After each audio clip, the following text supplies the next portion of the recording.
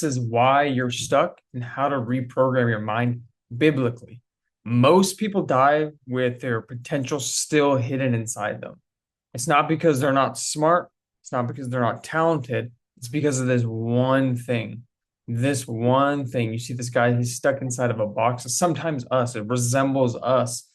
It's the only thing is it's their mind putting them inside a box and staying there stuck in this one thing. They're scared. Their mind was programmed to stay poor, small, and scared. And it's like this programming that we have to learn to break out of. There's these limiting beliefs, these barriers that are there that we need to break out of. The Bible says, as a man thinketh in his heart, so he is. So he is. As a man thinketh in his heart, so he is. And the truth is, no one told you about this. No one has told you about this. If you don't reprogram, most of what we do is because of the way we are thinking, the way we are doing what we've been taught. So most of the stuff we do is sometimes not even us doing it. It's because we've been programming. We don't even realize what the programming is. And if you don't reprogram what you're thinking, then what you're doing will never change. So first, it's always what you think, then it's what you say, then it's what you do, then it's where your dollars go.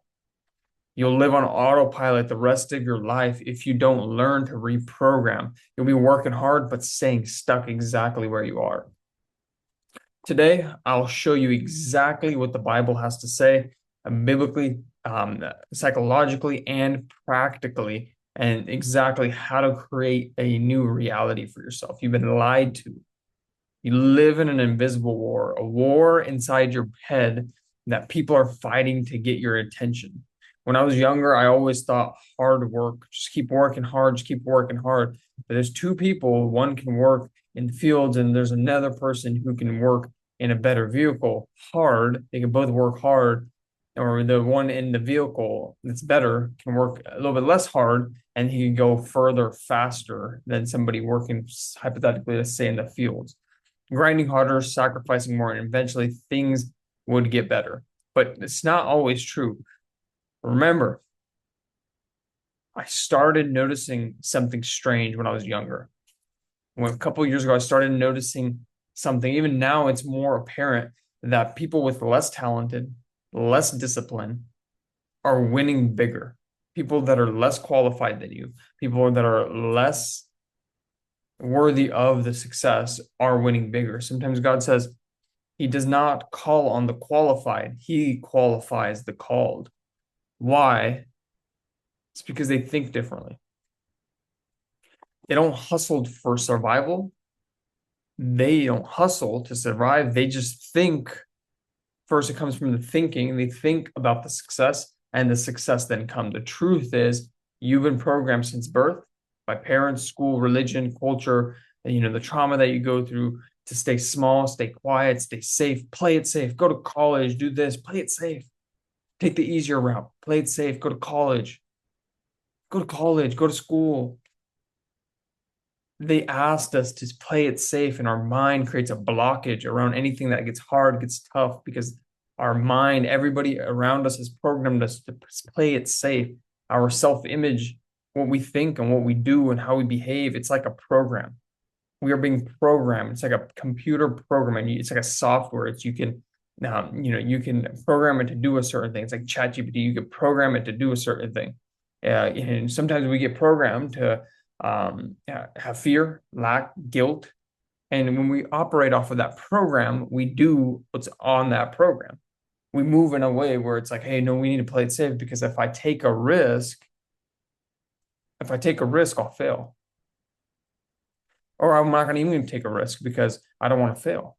There's fear, there's lack. Hey, I won't be able to succeed because other people are succeeding. There's not enough room for me. Or there's guilt, like, oh, I can't do this. I don't want to be better than other people. I don't want to make more money than other people. It's a problem that I had where it's like, hey, I'm making this much money. I don't want to make more than other people because they'll look at me different. I feel guilty because they work so hard and I work hard, but I get so much further faster. In Psycho-Cybernetics, this is a phenomenal book. You can't outperform your self-image. So what you see in yourself about yourself, what you see is what you become. There's like a limiter. There's a limiter. Imagine a limiter, and then there's There's like this limit. There's sometimes you cool off. It's like a temperature gauge. Ed Milet always talks about that. There's a temperature to your life in any one thing. So it could be for weight. Say there's a temperature of weight.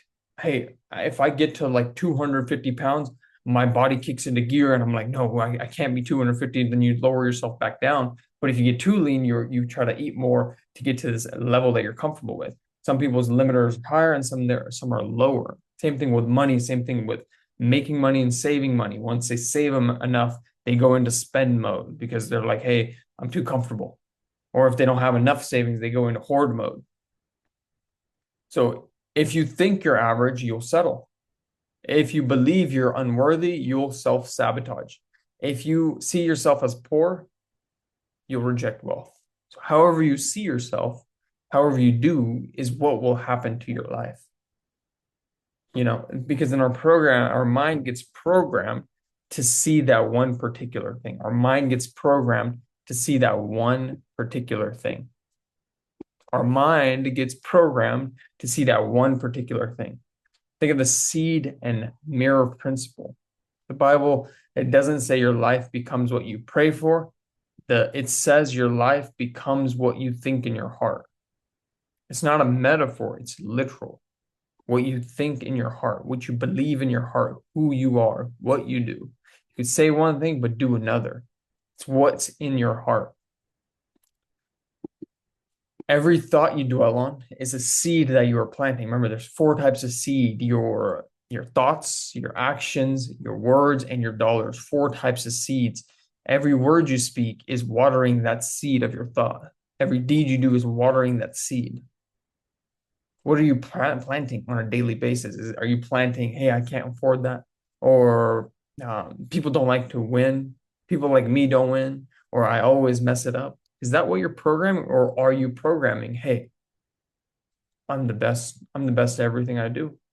Everybody around me loves me. I'm the best at everything I do. Everybody around me loves me. God protects me and he promotes me. You're not describing your life, you're creating it. In U², quantum leaps, meaning if you want to evolve to the next level, to big time, you want to just grow beyond the limits. Like, for example, when you're a kid, you don't know what walking is. This is a quantum leap. You just walk. You start walking versus crawling. Then you start walking. Then you start running. These are quantum leaps, something you've never done before, and then you did it. Quantum leaps require you to quit fighting for your limitations. Quantum leaps require you to quit fighting for your limitations. Quantum leaps require you to quit fighting your limitations. So there's limits that you put on things. Stop fighting those limits. Stop fighting those limits. Go around those limits. See how those limits are and then reprogram, shift those limits. The shift, how to reprogram those limits that you create. Here's what the 1% do, the top of the top, to redesign their life or design it the way they wanted it to. First, it's finding the limit. First, you have a box and you're stuck inside the box. First, it's seeing what the box is. What is the box? The language you speak, the way you operate, the way you work, what you say, and where your money goes. 4 types of seeds. If you can control those and you can work on those, 4 types of seeds. First starts with your thoughts. First principles thinking is everything starts from your thought. Then your words, then your deeds, then your dollars follow. Audit your inner dialogue. What are you saying in your head? What are you seeing? What is looping around in your head? What are your fears, like the fears that you're focusing on? What you focus on grows. From the thoughts, first you audit the thoughts, then you have to transmute the thoughts into different thoughts. Once you remove something, you have to replace it with something, or else the other thing will come back. So you have to replace habits, you have to replace the words, things you were saying. So Speak your future daily. Stop waiting until you feel confident. Confidence is a byproduct of repetition. So if you want to feel a certain way, be a certain way, do certain things, program your way to be that certain person.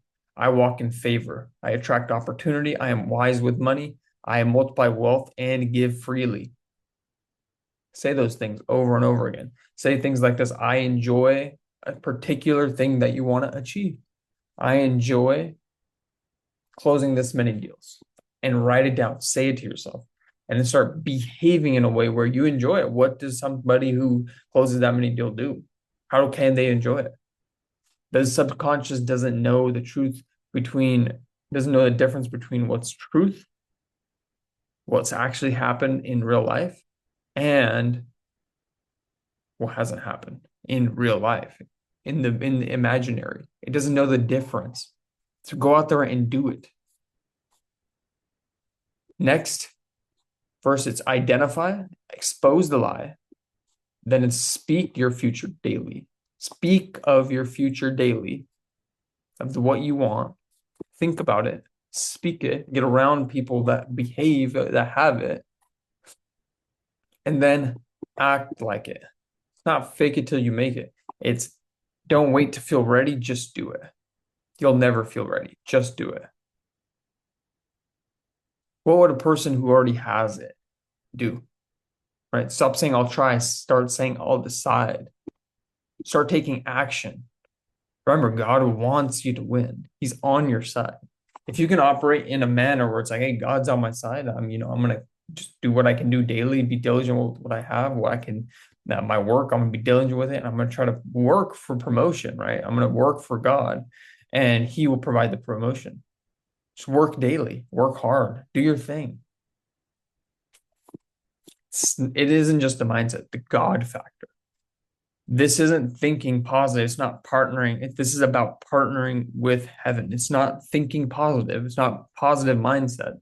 It's partnering. It's rewiring, renewing your mind to be a whole separate person. You come out and merge a whole separate person. When you align with truth, you shift your frequency. Remember, Einstein said everything operates in frequency. Your positive, your boldness, your creativity comes from one person, comes from God. You stop asking as if it will happen and start walking as it already has happened. How would you behave? What would you do? Remember, guys, God created you. God gave you imagination for a reason. Things that try to take away your imagination, where it's like, hey, this is a salary job, a state job, or there's no imagination. It's just things that take away from your imagination harm you as a person. Being locked up in a room all day, 24/7, harms you if you're not creating. If you can't get around people and you're talking to people, look at prisons, look at jails, look at prison. What do they do if you misbehave? What do they do if you misbehave? They put you in solitary confinement. They trap you in a place where you can't even talk to anybody, you can't see anybody.